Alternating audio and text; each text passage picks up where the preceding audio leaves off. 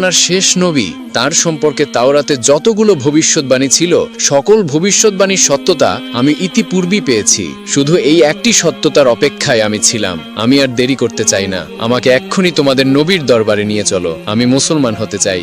মদিনার বাগানগুলোর মধ্যে এক ইয়াতিম ছেলের একটি বাগান ছিল। তার বাগানের সাথে লাগোয়া বাগানের মালিক ছিলেন আবু লুবাবা নামের এক লোক। সেই ইয়াতিম ছেলেটি নিজের বাগান বরাবর একটি প্রাচীর দিতে গিয়ে দেখল প্রতিবেশীর একটি খেজুর গাছ সীমানার মধ্যে পড়ে যাচ্ছে। ছেলেটি তার প্রতিবেশীর কাছে গিয়ে সমস্যার কথা বলে সীমানার খেজুর গাছটি কিনতে চাইল, যাতে প্রাচীরটি সোজা হয়। কিন্তু প্রতিবেশী আবু লুবাবা কোনোভাবেই রাজি হচ্ছিল না। কোনো উপায় না পেয়ে সেই ইয়াতিম ছেলেটি রাসূলুল্লাহ সাল্লাল্লাহু আলাইহি ওয়াসাল্লামের কাছে গিয়ে পুরো ঘটনা বুঝিয়ে বলল। আল্লাহর রাসূল সাল্লাল্লাহু আলাইহি ওয়াসাল্লাম ডেকে পাঠালেন আবু লুবাবাকে। সে মসজিদে নববীতে আসলে নবী করিম সাল্লাল্লাহু আলাইহি ওয়াসাল্লাম সেই খেজুর গাছটি অর্থের বিনিময় হলেও ইয়াতিম ছেলেটিকে দিয়ে দিতে অনুরোধ করলেন, কিন্তু আবু লুবাবা যথারীতি রাজি হলো না। রাসূলুল্লাহ সাল্লাল্লাহু আলাইহি ওয়াসাল্লাম এ পর্যায়ে তাকে বললেন, তোমার ভাইকে ওই খেজুর গাছটি দিয়ে দাও। আমি তোমার জন্য জান্নাতে একটি খেজুর গাছের জিম্মাদার হব।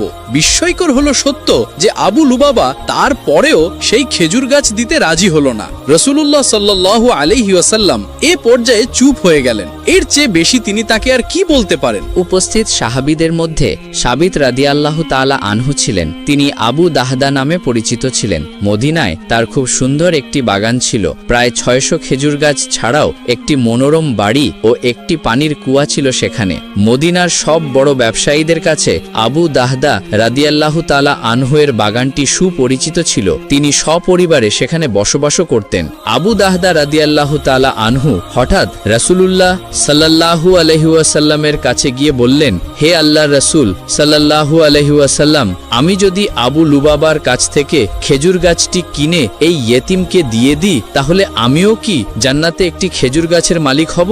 রাসূলুল্লাহ সাল্লাল্লাহু আলাইহি ওয়াসাল্লাম বললেন, হ্যাঁ, তোমার জন্য জান্নাতে খেজুর গাছ থাকবে। আবু দাহদা রাদিয়াল্লাহু তাআলা আনহু সাথে সাথে আবু লুবাবাকে বললেন, আপনি আমার সেই সম্পূর্ণ বাগানটি গ্রহণ করে সেই খেজুর গাছটি আমাকে দিয়ে দিন।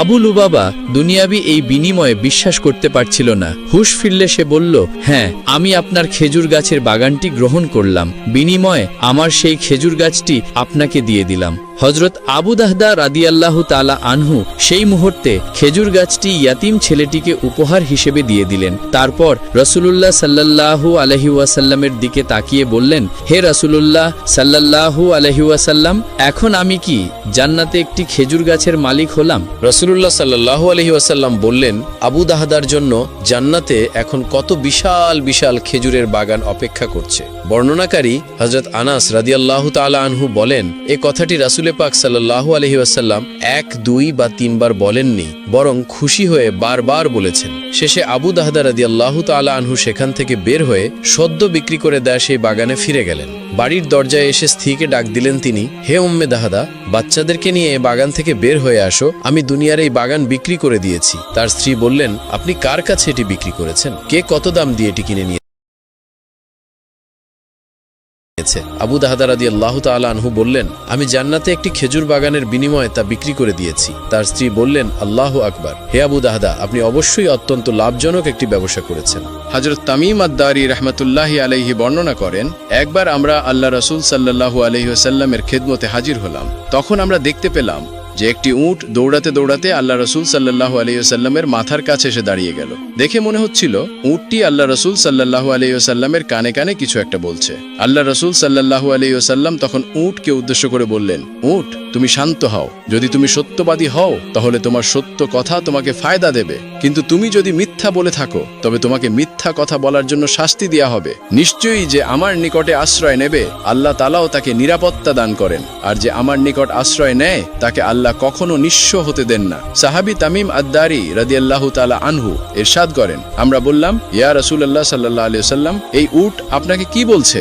আল্লাহ রাসূল সাল্লাল্লাহু আলাইহি ওয়াসাল্লাম বললেন, এটা আমাকে বলছে যে তার মালিক তাকে জবেহ করে তার মাংস খাওয়ার সিদ্ধান্ত নিয়েছে, তাই সে তার মালিকের কাছ থেকে পালিয়ে এসেছে এবং এখানে সে আমার নিকট সাহায্য চাইছে। তামিম আদ-দারি রাদিয়াল্লাহু তাআলা আনহু বললেন, অতঃপর আমরা নিজেদের মধ্যে গল্পে ব্যস্ত হয়ে গেলাম। হঠাৎ সেই সময় উটের মালিক আমাদের নিকট ছুটে আসলো। সেই উট যখন তার মালিককে আসতে দেখল, তখন সে পুনরায় আল্লাহর রাসূল সাল্লাল্লাহু আলাইহি ওয়াসাল্লামের কাছে গিয়ে দাঁড়ালো এবং ঠিক রাসূল সাল্লাল্লাহু আলাইহি ওয়াসাল্লামের বরাবর পেছনে লুকানোর চেষ্টা করল। উটের মালিক বলল, ইয়া রাসূলুল্লাহ সাল্লাল্লাহু আলাইহি ওয়াসাল্লাম, আমার এই উট 3 দিন আগে আমার কাছ থেকে পালিয়ে গেছে, আর আজকে আমি একে আপনার কাছে পেয়েছি।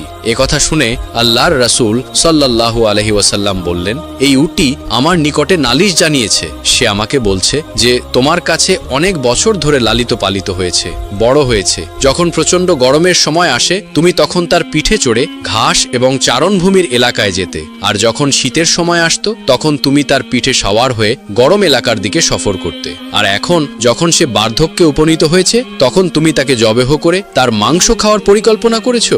উটটির মালিক বলল, ইয়া রাসূলুল্লাহ সাল্লাল্লাহু আলাইহি ওয়াসাল্লাম, ঘটনা ঠিক তেমনই যেমনটা আপনি বর্ণনা করেছেন, কিন্তু প্রশ্ন হলো উটটি আপনাকে সব জানালো কিভাবে?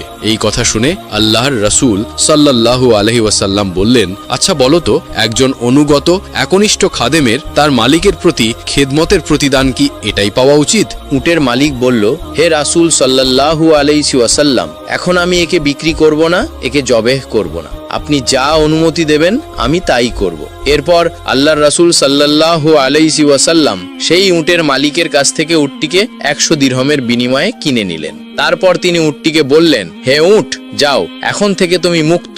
আল্লাহ তাআলা দেওয়া রিজিক তালাশ করো। অথচ সেই উটটি আল্লাহর রাসূল সাল্লাল্লাহু আলাইহি ওয়াসাল্লামের মাথার কাছে নিজের মুখ এগিয়ে নিয়ে মুখ দিয়ে আওয়াজ করলো, যা শুনে আল্লাহর রাসূল সাল্লাল্লাহু আলাইহি ওয়াসাল্লাম বললেন, আমিন, আমিন। এরপর উটটি পুনরায় দোয়া করলো। আল্লাহর রাসূল আবারও বললেন, আমিন, আমিন। উটটি পুনরায় দোয়া করলো। আল্লাহর রাসূল তৃতীয়বারের মতো বললেন, আমিন, আমিন। কিন্তু উটটি যখন চতুর্থবার একটি শব্দ করলো, তখন আল্লাহর রাসূল আমিন তো বললেনই না, বরং আবেগপ্রবণ হয়ে কাঁদতে শুরু করলেন এবং বলতে লাগলেন, হায় আমার উম্মত, হায় আমার উম্মত। এমনকি রাসূল সাল্লাল্লাহু আলাইহি ওয়াসাল্লামের চোখ থেকে অশ্রু বের হতে লাগলো। সাহাবী তামিম আদ-দারি রাদিয়াল্লাহু তাআলা আনহু বললেন, আমরা জিজ্ঞাসা করলাম, হে রাসূলুল্লাহ সাল্লাল্লাহু আলাইহি ওয়াসাল্লাম, এই উট আপনাকে কি বলছে? রাসূল সাল্লাল্লাহু আলাইহি ওয়াসাল্লাম বললেন, উটটি আমাকে প্রথমবার বলছে, হে রাসূল সাল্লাল্লাহু আলাইহি ওয়াসাল্লাম, আল্লাহ আপনাকে ইসলাম এবং কোরআনের মাধ্যমে উত্তম প্রতিদান দান করবেন। আমি বললাম, আমিন। তারপরে আমাকে বলল, আল্লাহ তাআলা যেন কিয়ামতের দিন আপনার উম্মতের অন্তর থেকে সমস্ত ভয় ভীতি এমনভাবে দূর করে দেন, যেমনভাবে আজকে আপনি আমার অন্তর থেকে ভয়কে দূর করে দিলেন। আমি বললাম, আমিন। তারপর সে দোয়া করল, আল্লাহ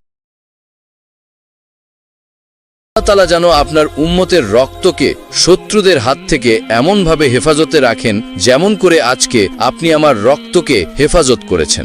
এরপর সে পুনরায় বলল, আল্লাহুম্মা আমিন, আল্লাহ যেন তাই করে। এরপর চতুর্থবার উটটি বলল, আল্লাহ তাআলা যেন আপনার উম্মতকে নিজেদের মধ্যে ঝগড়া ফ্যাসাদ, সেনা যুদ্ধ বিগ্রহ এসব থেকে হেফাজত করেন। এই কথা শুনে আমিন বলতে যাব, কিন্তু সেই দোয়াটি কবুল হবে না। আল্লাহর তরফ থেকে নির্দেশ আসলো। এ কথা শুনে আমার কান্না পেল, কেননা এই একই দোয়া আমিও আমার উম্মতের জন্য আল্লাহর কাছে বহুবার করেছি, কান্নাকাটি করেছি। হে আল্লাহ, আমার উম্মতকে অভ্যন্তরীণ ফিতনা, ঝগড়া, ফাসাদ এসব থেকে রক্ষা করো। কিন্তু আল্লাহ তাআলা আমার প্রথম 3টি দোয়া কবুল করলেও শেষ 2টি কবুল করেননি। হযরত জিবরাইল আলাইহিস সালাম আমাকে আল্লাহর পক্ষ থেকে খবর দিয়ে দিয়েছেন যে, হে রাসূল, আপনার উম্মতের মধ্যে সর্বশ্রেষ্ঠ ফিতনা হচ্ছে যে তারা পরস্পর ছোটখাটো ত্রুটি বিচ্যুতি নিয়ে একজন আরেকজনকে ফতোয়াবাজি করবে, ফিতনাবাজি করবে, ঝগড়াঝাটি করবে, এসবে লিপ্ত হবে এবং এসব করে এরা ধ্বংস হবে। বাহিরের শত্রু যখন এদেরকে আক্রমণ করবে,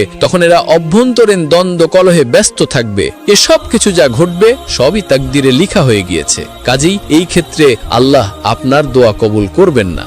আল্লাহু আকবার।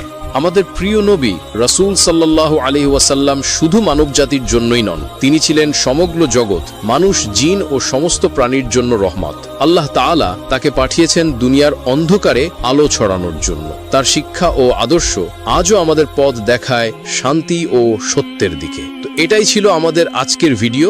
যদি ভিডিওটি আপনার কাছে ভালো লেগে থাকে তাহলে অবশ্যই লাইক দিন আর আমাদের চ্যানেলটি সাবস্ক্রাইব করে পাশে থাকুন। আর কমেন্টে জানিয়ে দিন ভিডিওর কোন অংশটি আপনার কাছে সবচেয়ে বেশি ভালো লেগেছে। ধন্যবাদ।